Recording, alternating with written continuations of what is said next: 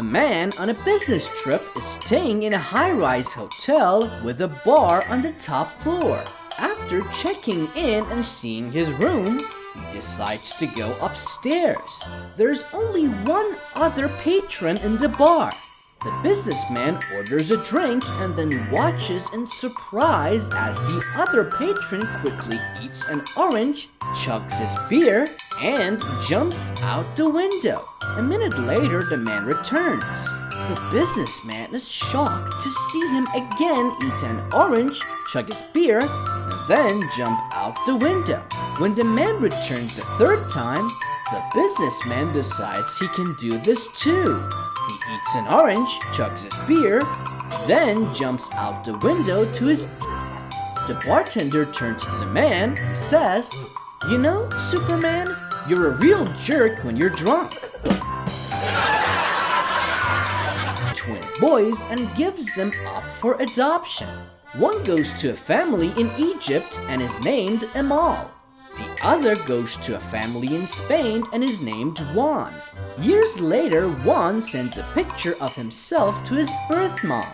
Upon receiving the picture, she tells her husband that she wishes she also had a picture of Amal. Her husband responds, "But they are identical twins. If you've seen one, you've seen them all." Vampires are sitting at a bar. Bartender asks the first one what he wants. "I think I'll have a glass of blood." "Okay, what will you have?" He asked the second vampire. "That sounds good, I'll have a glass of blood too." "And what can I get for you?" he asked the third vampire. "I'll have a glass of plasma," said the third vampire. "Okay," says the bartender, "that's 2 bloods and a bloodlight then." Man goes to see his priest. "Father, I'm worried. I think that my wife is trying to poison me." Said the priest, "Hold on, my son. Let me talk to your wife and come back to see me tomorrow. Then I shall be able to give you some advice." The following day, the man came to his priest, who tells him, "Well, my son, I have talked to your wife for nearly 2 hours. My advice to you is, take the poison." Johnny is working away furiously in the woodwork room when the teacher enters. "What are you making there, Johnny?" he asks. "A portrait," replies Johnny. The teacher looks puzzled. "A portrait of what?" Johnny replies, "I don't know yet, sir. I've only made the handles." One day, an HR woman was hit by a bus and killed. Her soul arrived in heaven and she was met by St. Peter. "Welcome to heaven. Before you get settled in, it seems we have a problem. We have never once had HR manager make it this far. What we're going to do is let you have a day in hell and a day in heaven. Then you can choose your eternity," said St. Peter. St. Peter put her in an elevator. It went down, down, down. The doors opened. She stepped onto a beautiful golf course. In front of her were all her fellow HR professionals. They were all dressed in evening gowns. They ran up and kissed her. They played golf and she enjoyed steak and lobster dinner. She met the devil, who was a really nice guy. She had great time telling jokes and dancing.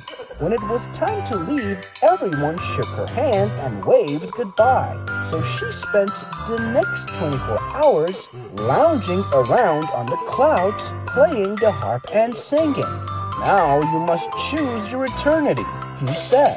She paused and then replied, "Well, heaven has been great, but I think I had a better time in hell." So she went down, down, down.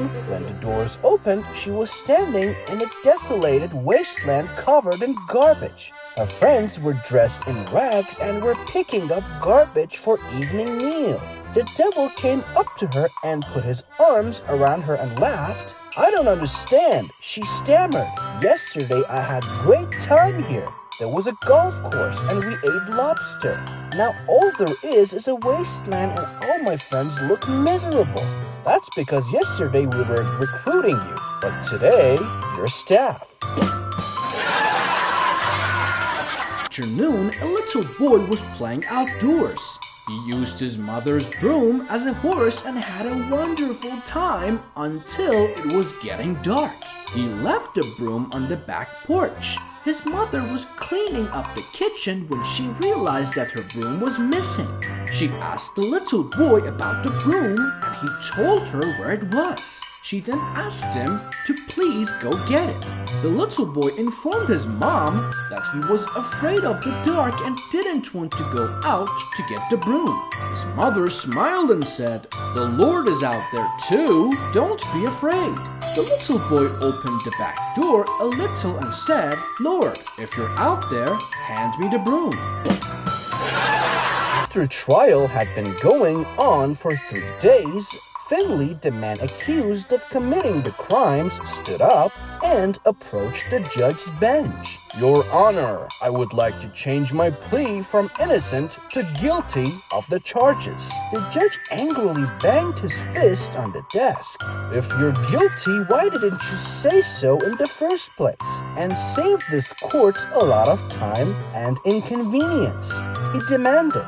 Finley looked up wide-eyed and stated, "Well, when the trial started, I thought I was innocent, but that was before I heard all the evidence against me." Walks into a bar and notices 2 pieces of beef nailed to the ceiling. He asks the barman why they're there. "It's a competition. If you can climb up there and get those bits of meat down, you'll get free drinks all night.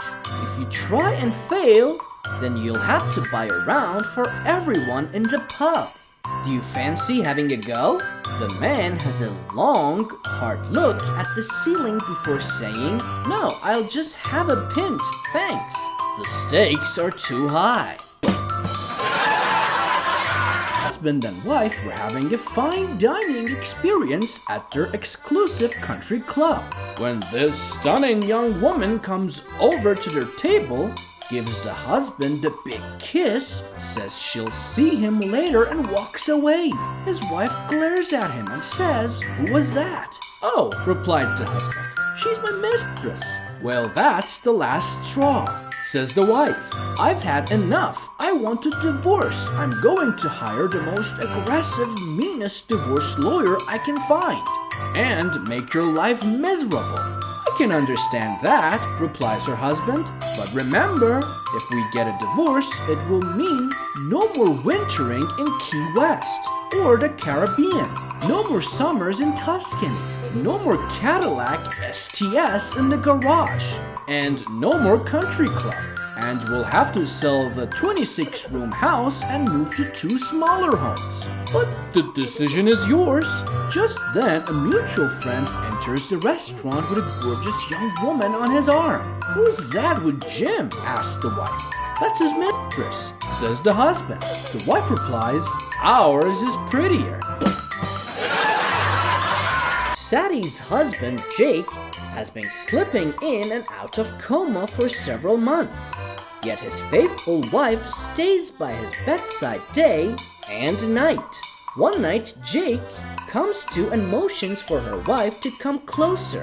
He says, "My Sattie, you have been with me through all the bad times. When I got fired, you were there to support me.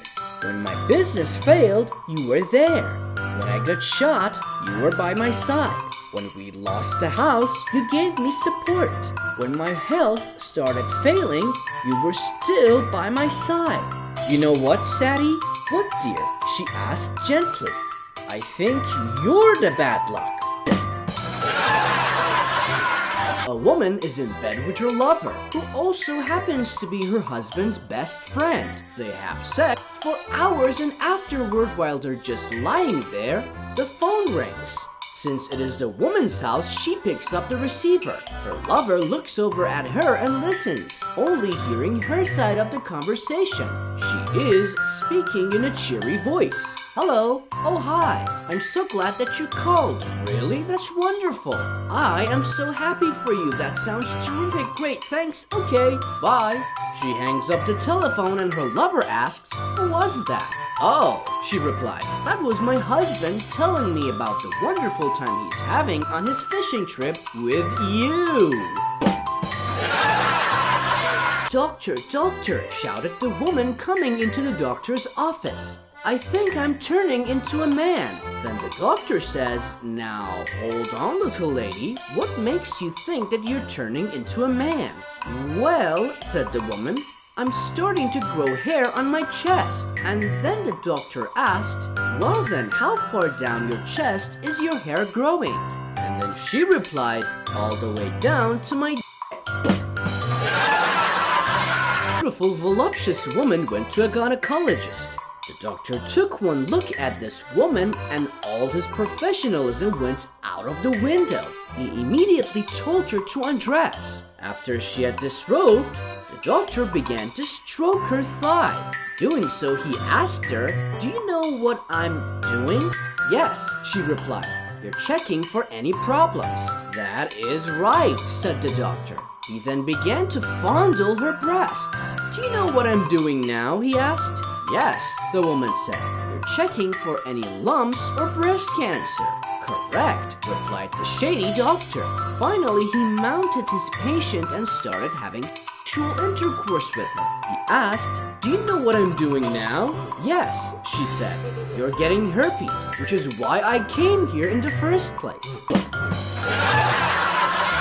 And picks up a and takes her back to his room. She strips off all her clothes and all he does is stare at her. "What, honey?